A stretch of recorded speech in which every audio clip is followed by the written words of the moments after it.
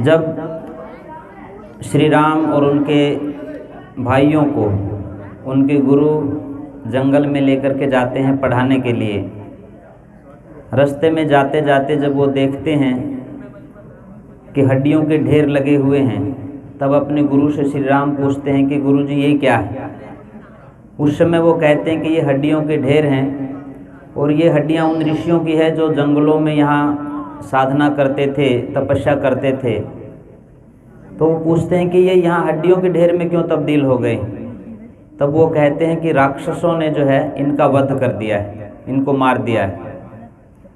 तब श्री राम जो है संकल्प करते हैं अपनी भुजा उठा करके कि निश्चरहीन करो मही भुजा उठा प्रणकीन।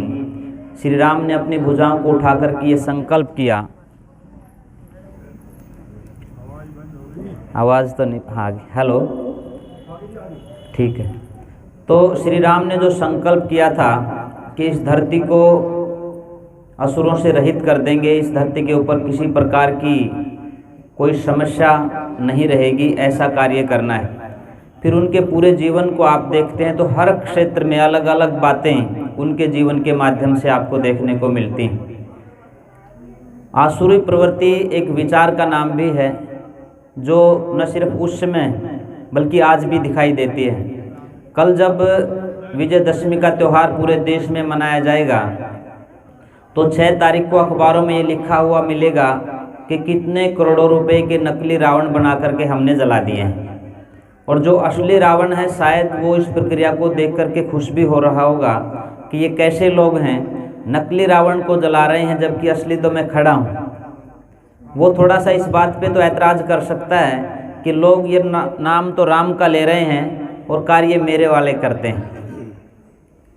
आज जब हम समाज में देखते हैं, आज भी वो विडंबनाएं, वो समस्याएं या वो दुर्गुण आज भी समाज में दिखाई देते हैं, व्याप्त हैं, जिनको मिटाने के लिए कभी श्री राम ने संघर्ष किया था। आज यदि मैं आपसे कहने लगूं, हमारी माताएं बैठी हैं, नवरात्रे चल रहे हैं और शायद आज अंतिम नवरात्रों का अंतिम दिन होगा। कल जो है दुर्गा जन्माष्टमी थी और आपके गांव में भी होगा। छोटी छोटी बेटियों को ढूंढ करके लेकर के आते हैं कि बेटियां चाहिए क्योंकि उनको कुछ खाना खिलाना है। बस इन्हीं दिनों में ढूंढते हैं बेटियों को। नहीं तो मुझे पता है गांव की माता जी से पूछ ले कि जी क्या हुआ है, बच्चा घर में बच्चा होने वाला था, क्या हुआ है, तो वो बोलती कुछ नहीं, पत्थर पड़ गए, लड़की हुई है। जब लड़की होती है तो हम लोग कहते हैं कि जी पत्थर पड़ गए, मुंह बिचका लेती है और माता जी तो ऐसा मुंह कर लेती है जैसे उन्होंने कुनीन खा रखी हो। लड़की के पैदा होने को इतना अपशकुन मानते हैं। और दूसरी तरफ जब नवरात्रे आते हैं तो हम लोग लड़कियों को ढूंढ ढूंढ करके लेकर के आते हैं ताकि हम उनको कुछ खिला सकें और हमारा धर्म कर्म का अनुष्ठान पूरा हो सके। तो ये जो दोहरी मानसिकता है, इससे निजात पाने का नाम ही विजयदशमी मनाना है।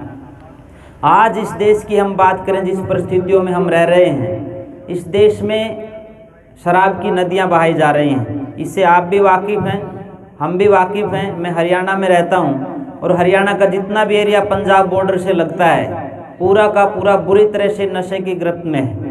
पिछले दिनों पंजाब में एक फिल्म बनी उड़ता पंजाब, शायद आप लोगों ने देखी होगी। वहाँ का अधिकांश नौजवान नशे ने जो है अपनी गिरफ्त में ले रखा है। अगर मैं उत्तर प्रदेश की बात करूं तो उत्तर प्रदेश भी कोई इस बात से अछूता नहीं। आप सभी जानते हैं कि हमारे नौजवानों को भी नशे ने जो है कहीं ना कहीं पकड़ने का, जकड़ने का काम किया हुआ है। तो ऐसी परिस्थितियों में हम विजयदशमी मना रहे हैं, आप बड़े हमारे बीच में बैठे हैं, तो हमें यह संकल्प लेने की आवश्यकता है कि जब तक इन बेटियों का सम्मान सुरक्षित नहीं है, हम चैन से नहीं बैठेंगे।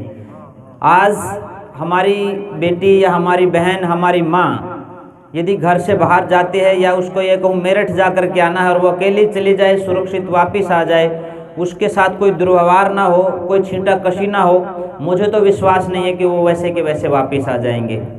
ऐसी परिस्थितियों में लोगों के दिमाग में जो रावण बैठा है उसको हटाने की आवश्यकता है। लोगों के मनों को बदलने की आवश्यकता है।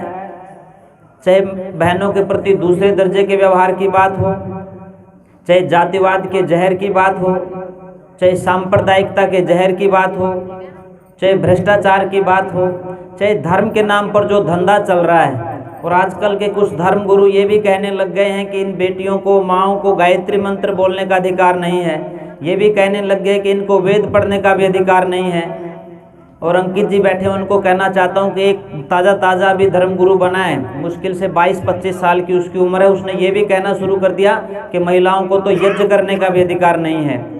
आज हम श्री राम श्री कृष्ण की परंपरा को आगे बढ़ा रहे हैं। कल विजयदशमी जब मनाएंगे तो हमें वो दिन याद करने पड़ेंगे जब श्री राम जी के साथ माता सीता जो है वो बैठ कर के यज्ञ करती दिखाई देती है। आप रामायण देखेंगे, महाभारत देखेंगे, कितने प्रसंग ऐसे आएंगे जिसमें पुरुष भी यज्ञ के अंदर बैठे हैं और महिलाएं भी यज्ञ के अंदर बैठी हुई।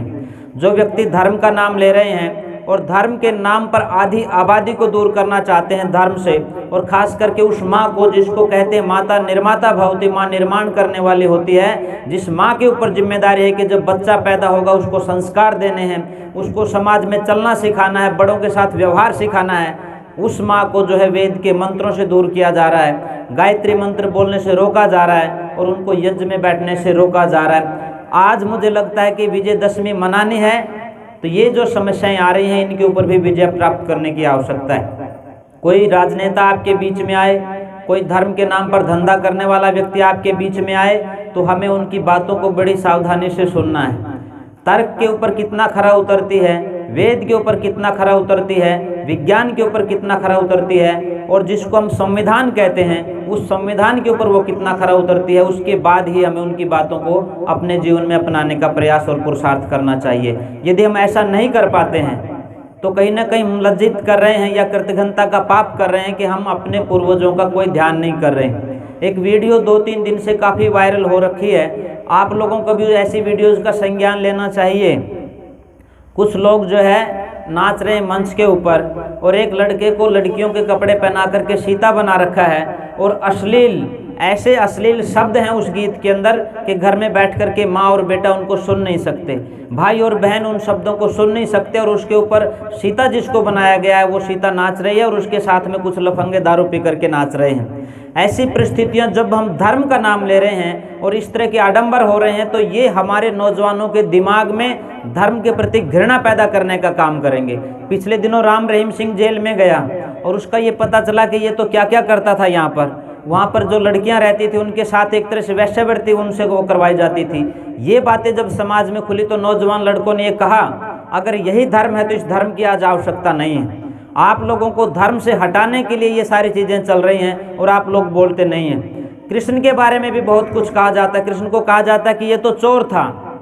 महर्षि दयानंद श्री कृष्ण के बारे में सत्यार्थ प्रकाश में लिखते हैं, श्री कृष्ण का जीवन आप्त पुरुषों जैसा जीवन था और उनके ऊपर एक उंगली टिका दें इतनी भी कोई जगह नहीं थी कि कोई उनके ऊपर अंदेशा कर ले, कोई उनके जीवन में कमियां गिना दे। उस व्यक्ति के ऊपर आज आरोप लग रहे हैं कि वो व्यभिचारी व्यक्ति था। वो महिलाएं जब नहाती थी तो उनके कपड़े उठा करके भाग जाता था, वो तो चोर था। कितने आरोप श्री कृष्ण के ऊपर लग रहे हैं और हम श्री कृष्ण का नाम ले रहे हैं, श्री राम का नाम ले रहे हैं और इन बातों के ऊपर कोई बोलता नहीं है।